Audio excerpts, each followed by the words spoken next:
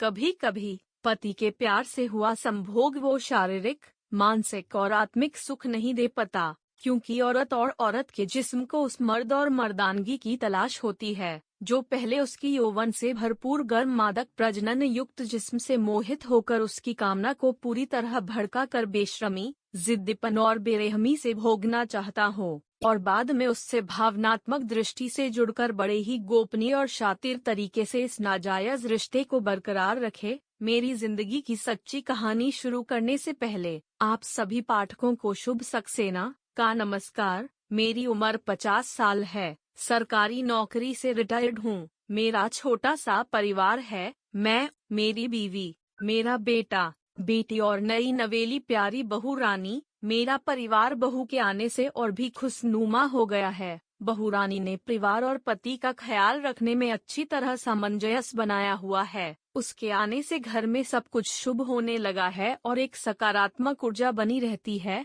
अब मेरी बहू रानी के रंग रूप का चयन भी कर देता हूँ। बहू की उम्र 26 साल है, गोरा, गदरिया जिस्म लिए 5-5 इंच कद है। बहू बिल्कुल सुहागन की तरह श्रृंगार करते हुए घरेलू साड़ी में रहती है। बहू के गले में वो मंगलसूत्र, उसकी नाजुक गोरी कलाइयों में वो रंग बिरंगी चूड़ियाँ, वो जवानों भरे हुए कसे स्तन जो हमेशा ब्लाउज में कैद रहते हैं, जो कुछ ही सेकंड में ऊपर नीचे होते हैं जब बहू रानी दौड़ कर बेटे को ऑफिस के लिए खाना पैक करके देती है। दौड़ती बहू है, दिल मेरा धड़कता है। और बहू रानी के संगमरमर से भी खूबसूरत पैर, जिनकी कुदरती बनावट ही ऐसे हैं कि किसी भी मर्द को बहू के पैरों का दीवाना बनाकर फीट फेटिश हो जाए। कसम से बहू के पैर इतनी खूबसूरत है कि उन्हें किसी भी तरह के पेडिक्योर की जरूरत नहीं है। बहू रानी जैसे ही उठकर घर में काम करना चालू करती है, उसकी चूड़ियों और प्याल की आवाज सुनकर मैं मंत्रमुग्ध हो जाता हूँ। उस आवाज वो सुनकर ऐसे ही खो जाता हूँ जैसे एक चकोर चांद को देखकर। जिस दिन बहू देर से उठती हैं, उसकी पायल और चूड़ी की आवाज सुनने की बेचैनी होती रहती है और सुनकर ही आराम लगता है। मेरे बेटे की उम्र भी बहू रानी की उम्र की है, जिसकी शादी 3 माह पहले हुई है, लेकिन उसकी शादी की रात एक अनहोनी हो गई थी। शादी के फेरों के बाद जब बेटा बहू रानी के साथ घर प्रवेश करने आया, तभी अचानक पूरे घर में शॉर्ट सर्किट हो गया और 3 घंटे लग गए। बेटा और मैं इस प्रॉब्लम को ठीक करने में लगे रहे, जिस वजह से रात के 3 बज गए। बेटा थक गया और अपनी सुहाग रात नहीं माना सका। मेरी बहू रानी के सारे अरमानों पे पानी फिर गया और वो अपनी सुहाग रात में अकेली रह गई। सारी रात अपने पति के कामुक स्पर्श के लिए उसका मादक, खूबसूरत यौवन रस से भरपूर जिस्म तरसता रहा। फिर सुबह के 4 बजे बहू को उस काम अग्नि को बुझाने के लिए ठंडे पानी से नहाना पड़ा। दूसरे दिन मैं रोज की तरह सुबह 6 बजे उठकर धार्मिक पुस्तक पढ़ रहा था,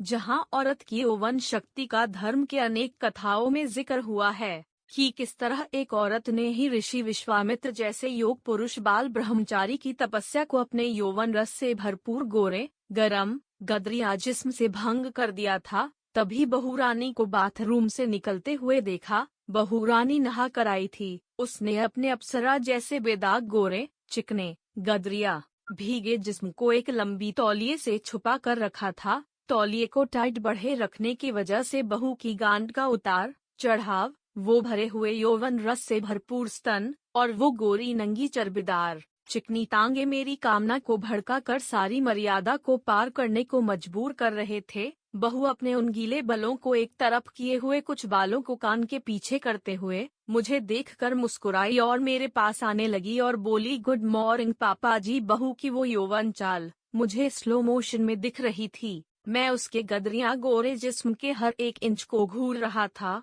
ऊपर से नीचे। बहू का वो सुंदर कातिल सुहागन चेहरा, मेरे मूड की तरह खिले हुए बड़े टाइट सुडौल स्तन, कमसिन कमर और वो नाजुक कुदरती खूबसूरत पैर नाजुक चांदी की पायल में मेरी कामना को बार बार भड़का रहे थे। बहू रानी आशीर्वाद लेने नीचे झुकी। उसके बड़े गोरे सुडौल स्तन तौलिए से आजाद होने को तरसने लगे। उस पल मैंने भगवान से बस एक ही दुआ मांगी कि किसी भी तरह बहू रानी की तौलिया खुल जाए, लेकिन ऐसा नहीं हुआ। बहू रानी बोली, ससुर जी मैं तैयार होकर आपके और मम्मी जी के लिए चाय बना देती हूँ। Vertical bar.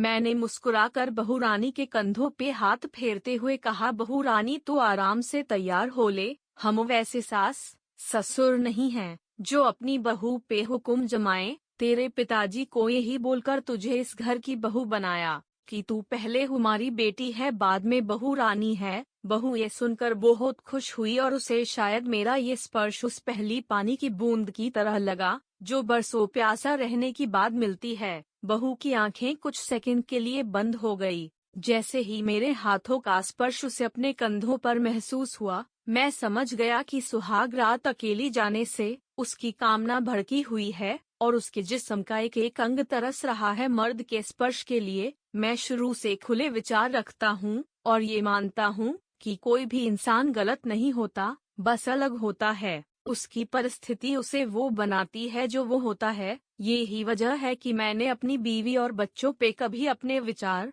आचरण और आदर्शों को नहीं थोपा। इसलिए परिवार के सभी सदस्य मुझसे खुलकर अपनी बात कर लेते हैं। ये ही कारण है कि मेरे बच्चे मेरे इतनी इज्जत करते हैं। मुझे पता था कि मेरे बेटे की शादी की रात शॉर्ट सर्किट हो जाने की वजह से वो अपनी सुहाग रात नहीं माना पाया, जिसका दुख और तड़प बहू की आंखों में झलक रही थी। इसलिए अपने खुले स्वभाव के चलते मैंने बहू की आंखों में देखते हुए पास आकर संवेदना से उसके हाथों में हाथ फेरते हुए बोल दिया, बहू कल रात में लाइट की प्रॉब्लम होने की वजह से तू अपनी सुहाग रात नहीं माना पाई ना।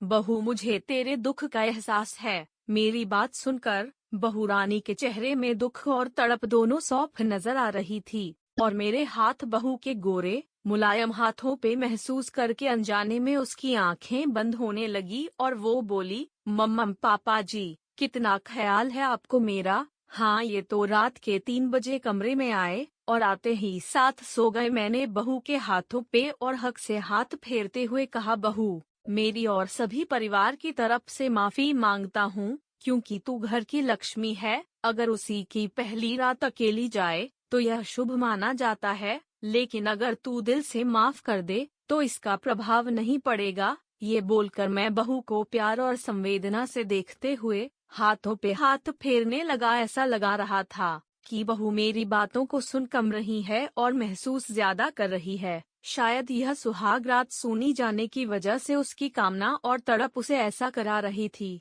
बहू कुछ सेकंड्स के लिए आंखें बंद करके मेरी बातों में खो गई। मैंने फिर पूछा, बहू के हाथों को जरा जोर से पकड़ते